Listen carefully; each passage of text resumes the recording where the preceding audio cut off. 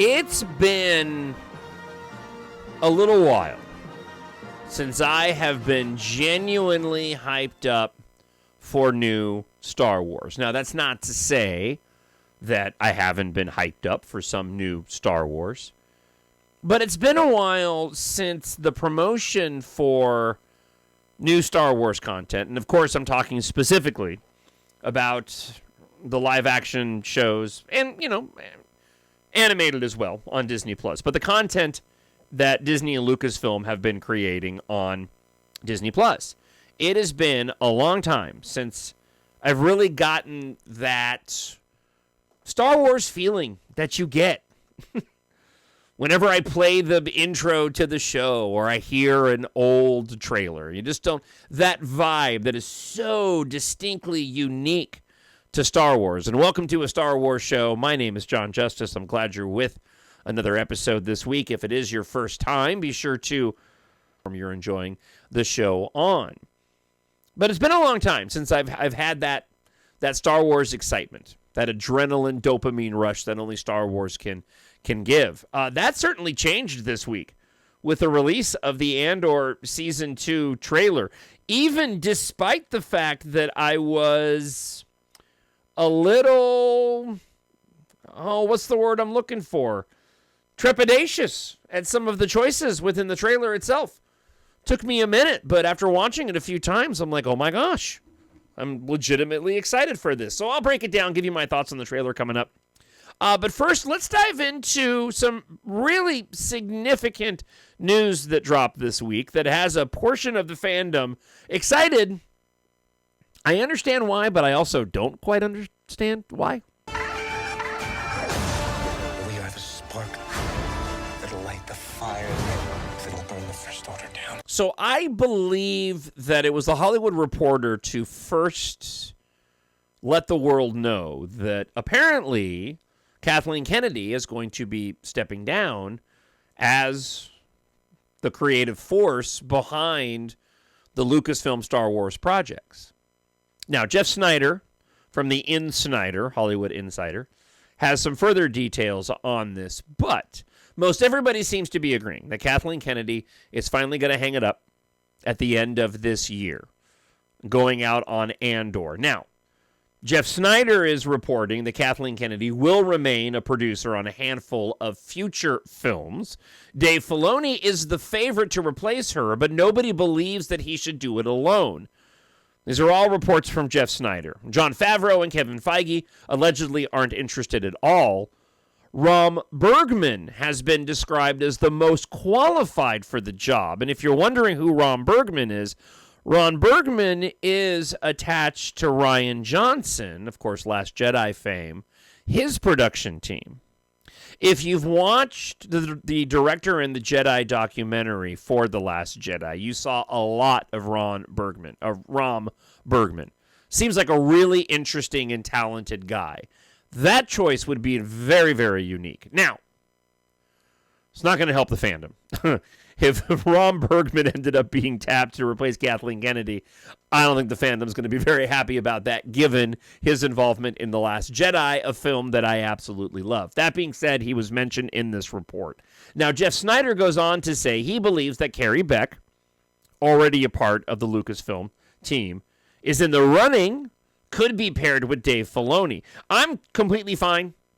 And I think that Dave Filoni should be the heir apparent to Kathleen Kennedy. Now, that being said, Dave Filoni is already serving in a creative role with Lucasfilm, and I think a lot of people sort of misunderstand what Kathleen Kennedy's role is. She gets a lot of unnecessary hate.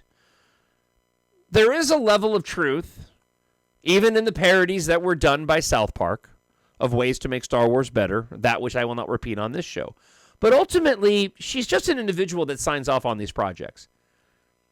Now, she has a say about what's included in the content, but she's not the one actually going out there and creating the content. As a matter of fact, in the documentary for the Force Awakens, when she's in the production meetings and they're talking about Kylo Ren, and she makes a comment of, maybe him putting on the mask is what makes him Kylo Ren.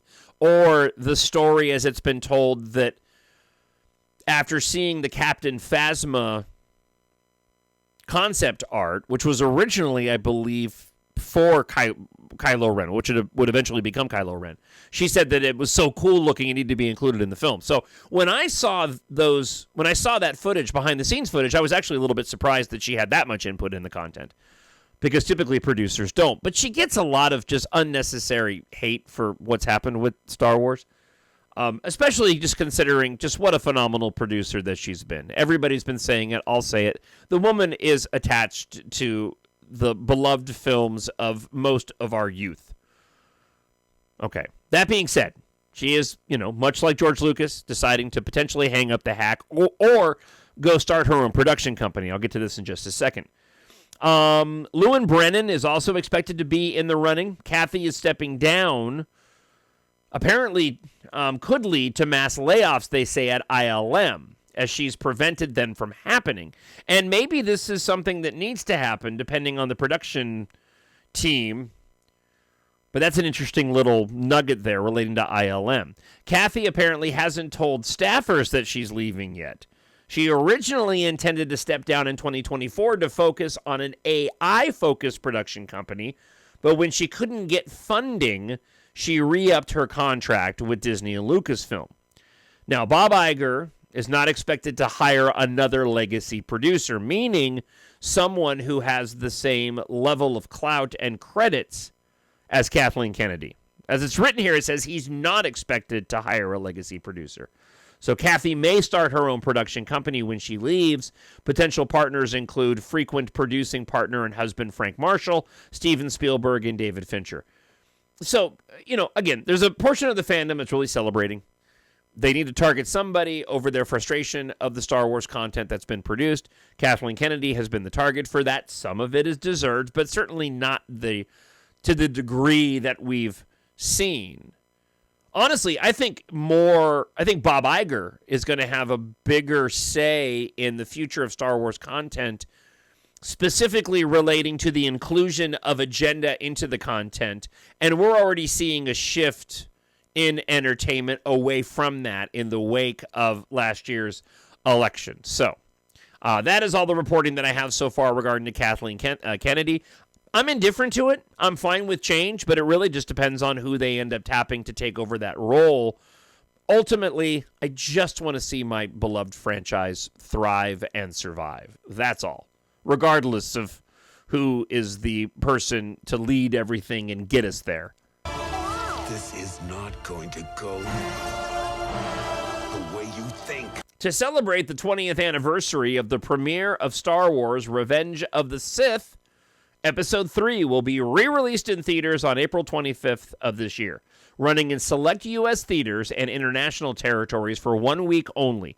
Screenings will be available in several formats, including, for the first time, 4DX. From the exhilarating battles over the planet of Coruscant to the fiery volcanic high grounds of Mustafar, relive this pivotal chapter in the Star Wars saga.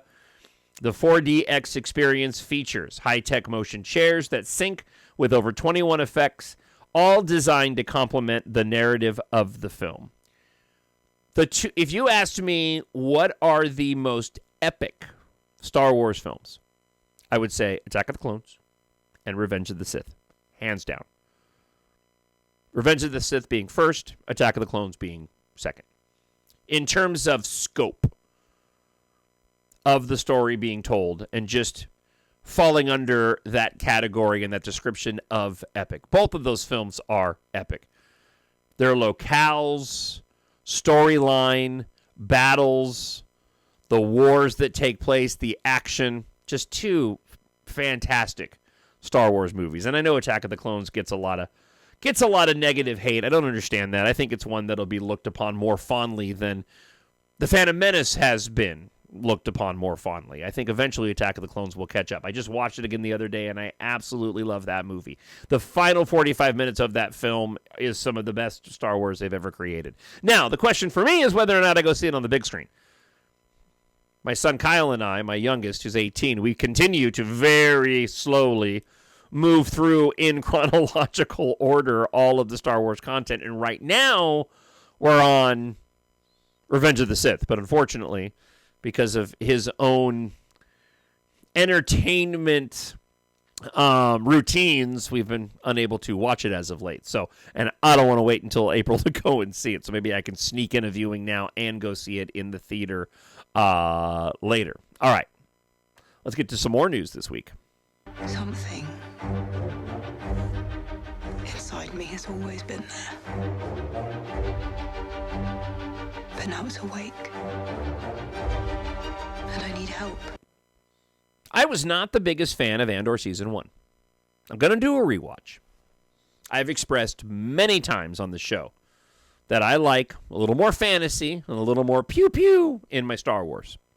I did last night watch the scene with the Cantor class Star Destroyer with the tractor beam and the Hullcraft. Just a fantastic scene. Probably my favorite scene from Andor Season 1. Now, because Andor Season 1, it lacked both of those, I can still absolutely agree, as the marketing for Andor Season 2 says, that it is prestige TV. Those that claim it's the best Star Wars of the Disney era, I simply cannot agree with. That perhaps would surprisingly fall to The Force Awakens, in my opinion, just because it really did kick things off, regardless of how everybody feels about the other projects, the other, sequel era projects. I like aspects of both The Last Jedi and The Rise of Skywalker more, but again, The Force Awakens, much like A New Hope, established the proper baseline for the storytelling moving forward. That said, the Andor season trailer just absolutely hits it out of the park.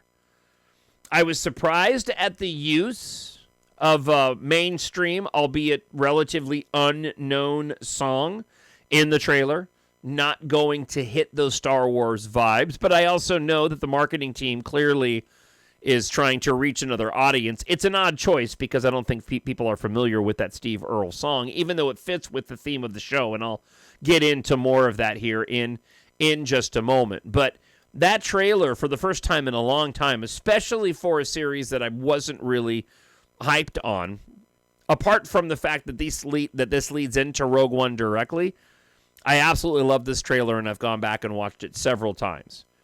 So, when the trailer kicks off, we get some establishing shots of Cassian Andor walking, looking to be in disguise at one point in time.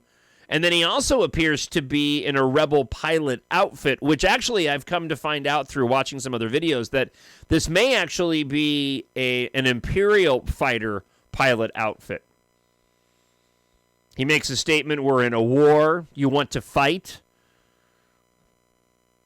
The music being "The Revolution Starts Now" by Steve Earle. Listen, it can't help but tie a bit of a connection, in my opinion, to, and I'm injecting a little bit of politics here, just want to say, but my initial takeaway of that inclusion of Steve Earle and "The Revolution Starts Now," who's a very well-known progressive, okay? I couldn't help but feel there was a bit of a connection to the left's current frustration with the election results in Trump's second term.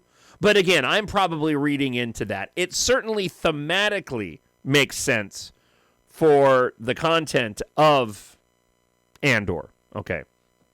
Then we get a shot of what appears to be Cassian Andor flying what I assume is a prototype TIE interceptor, taking out an Imperial transport. Some people are saying this could be on Dantooine. Others saying it might even be Lothal. There could be a connection here to Ahsoka.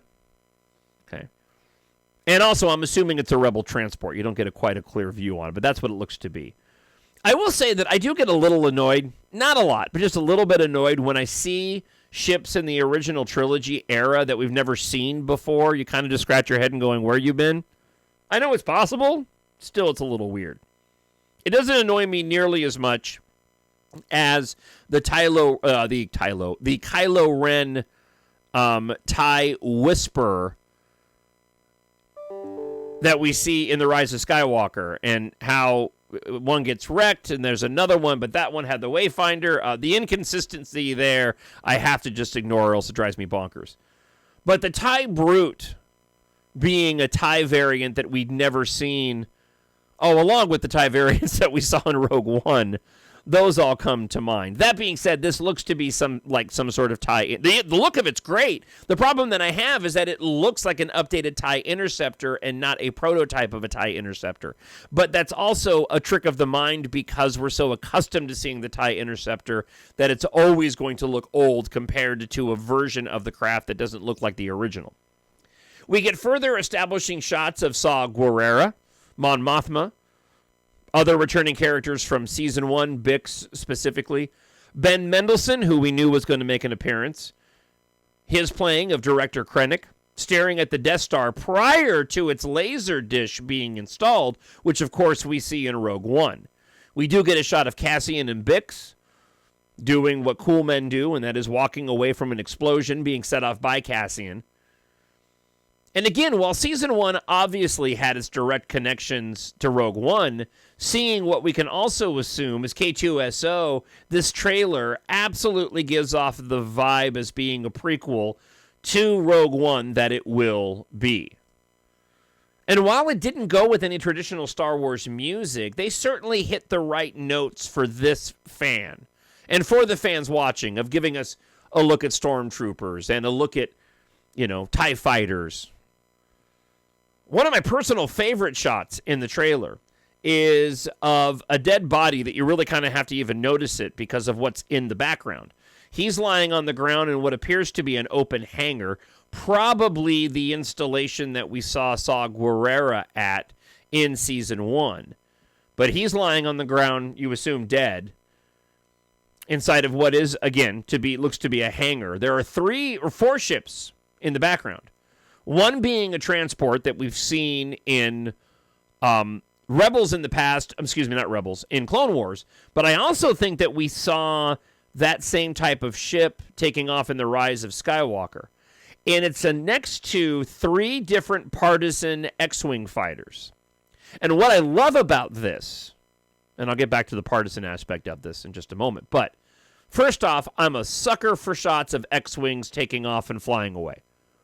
One of the things I absolutely love in Star Wars, whether it's sort of the very slow, non-kinetic version that you see in A New Hope to the much better version of it, of the X-Wings taking off from Yavin in Rogue One. But I was so disappointed when Rogue One came out because prior to the release of Rogue One, when the toys came out, they sold die-cast versions of these partisan X-Wing fighters. They have this black and white paint scheme. The paint scheme itself is very similar to the way that Poe Dameron's orange and white X-Wing fighter from The Rise of Skywalker is painted, except it's black and white. So I assumed that we would be seeing these ships in action in Rogue One, and we never did. They were marketed, they were shown in concept art, specifically taking off and fleeing from the post-Death Star blast on Jeddah, only to watch the film and we see one of those partisan X-Wings wrecked in Jeddah City, and the others are just parked in the background outside of Saw Gerrera's mountain hideaway. So, to see the partisan X-Wings taking off in this trailer, it just hit all the right Star Wars notes for me. We get more quick shots of characters, including a few explosions, some helmetless troopers and stormtroopers marching down halls, a hyperspace jump, and an interesting Coruscant dancing sequence with Mon Mothma, which I assume would be tied to Mon Mothma's daughter, perhaps her arranged wedding, continuing her storyline from Season 1. Plus, we get a lot of quick, exciting shots of various kinds of people hiding, threatening others. Another really cool shot of the prototype TIE Interceptor in what looks to be very reminiscent of the Poe and Finn First Order escape from the Star Destroyer at the beginning of The Force Awakens. And listen, the trailer did what it was intended to do. It got this fan excited for the show, where I really wasn't that excited for the show.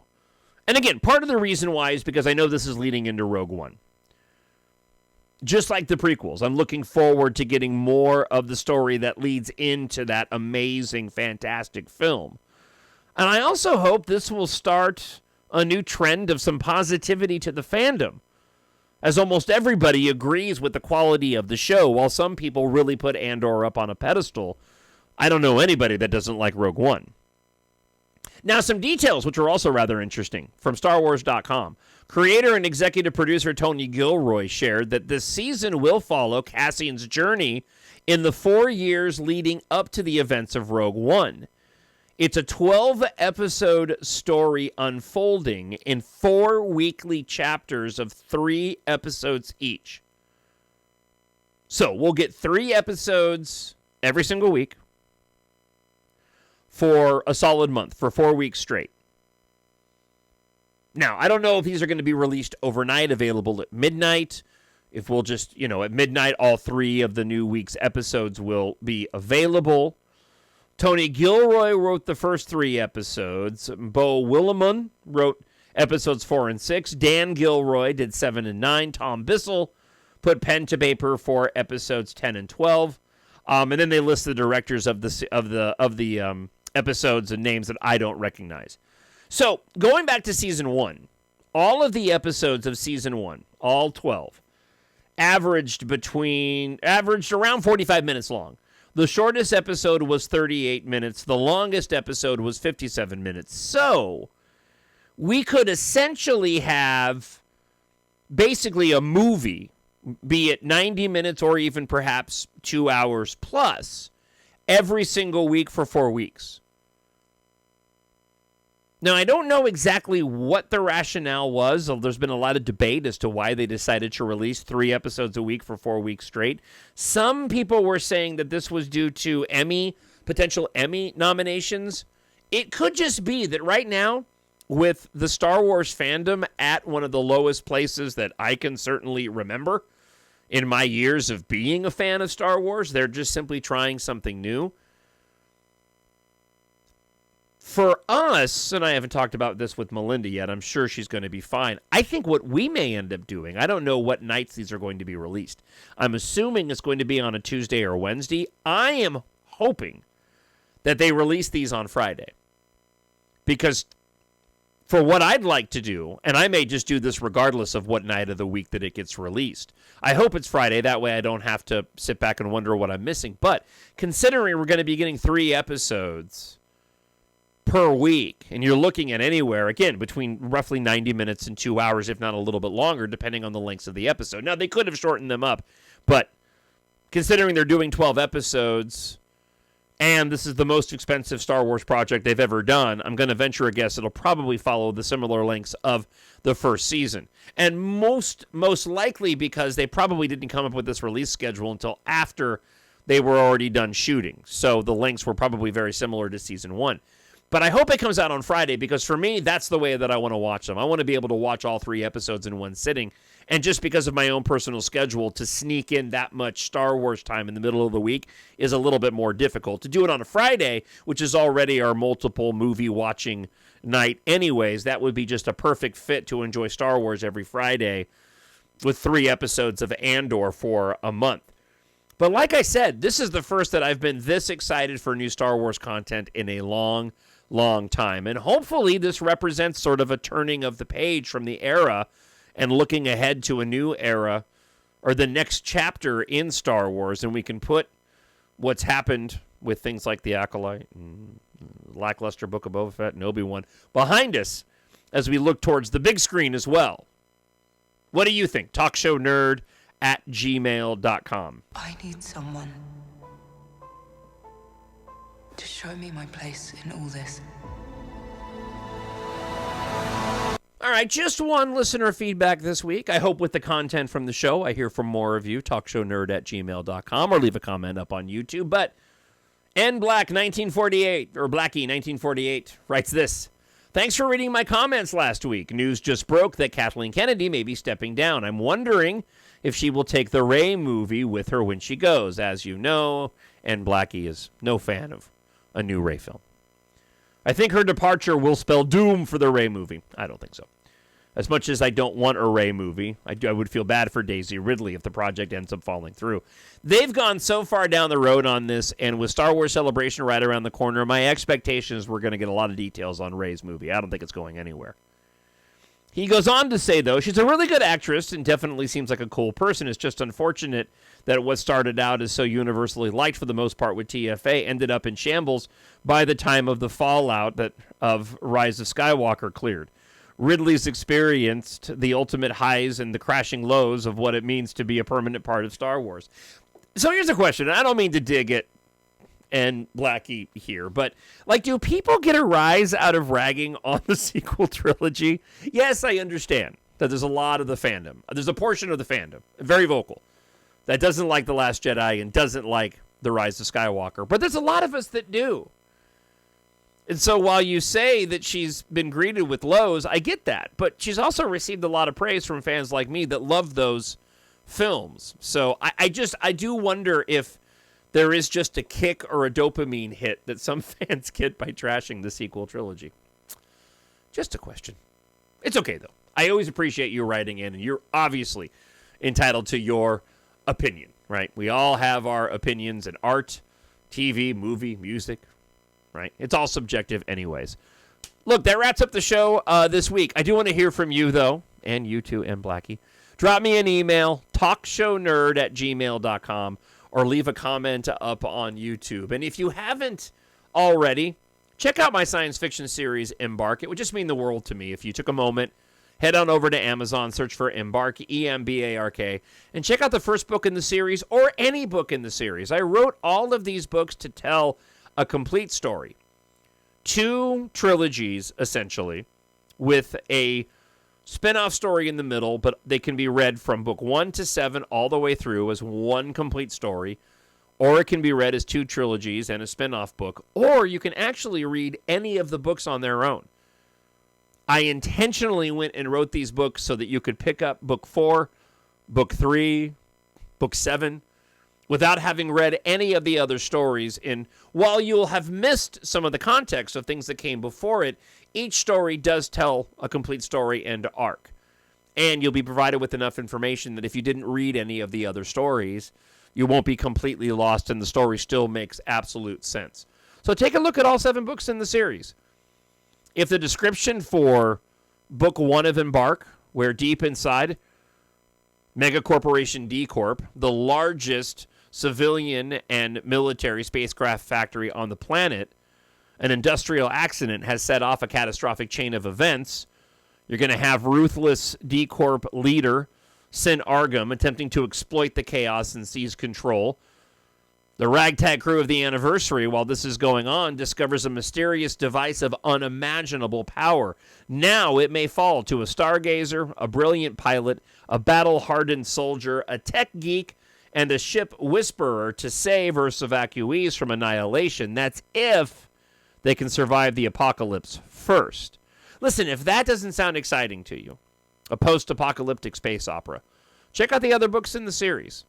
Book 2 is essentially a heist movie. Book 3 is a war story. Book 4 is a humorous survival adventure. Book 5, probably my favorite, is a Amblin-style, Goonies-esque to a certain extent, adventure taking place back on Earth inside a theme park after the apocalypse, that being Disneyland. Book 6 is more of a noir mystery, and then you get to book 7, Battle Planet, which wraps up all the entire series with another. While the third book in the series, The Vanishing War, is a war book, it's also a bit of a political thriller, while Battle Planet is more of your straightforward war story. So you can pick up any book in the series available at Amazon.com. Just search for Jon Justice, and EMBARK. All right, so I had to stop the show there for just a moment. I got a phone call. Got a big old crack in the windshield of my ship, that being my 2014 Kia Forte Coupe. So they're coming by to replace it today. Head on over to Amazon.com and pick up your preferred version of EMBARK. Treat yourself, a friend, or a family member with science fiction. I wrote these stories for adults, but they're completely age-appropriate for kids 11 and up. Available in ebook, Kindle Unlimited, hardcover, paperback, and audiobook. You like science fiction, you're listening to Star Wars. If you want it filled with some romance, a lot of really cool technology, unique action sequences as well, You love Star Wars already? EMBARK is perfect for you. Head on over to Amazon.com and search for my name, Jon, Jon Justice, and EMBARK, EMBARK. All right, that wraps up the show for this week. Until next week, I hope wherever you are, you're happy, you're healthy, and you're safe. I'll talk to you then. Bye. The Force will be with you, always. My nerd world.